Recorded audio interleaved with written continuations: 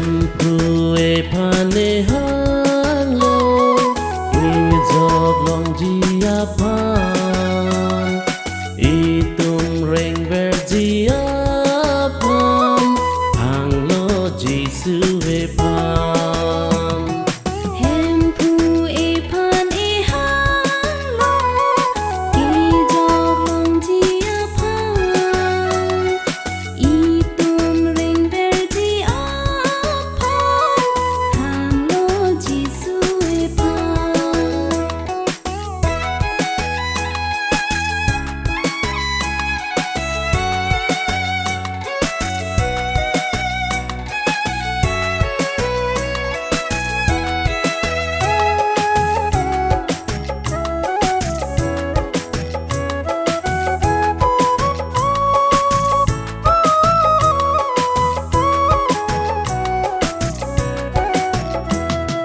Kang sanang lipo